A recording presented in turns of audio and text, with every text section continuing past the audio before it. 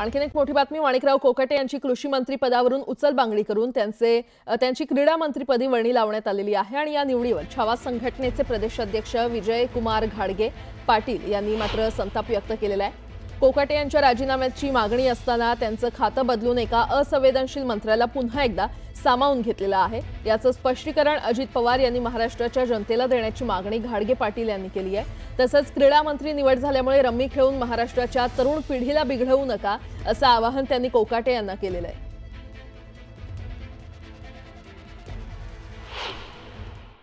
माणिकराव कोकाटेंचा राजीनामा झाला पाहिजे ही मागणी महाराष्ट्रातल्या शेतकऱ्यांची आणि छावा संघटनेची होती।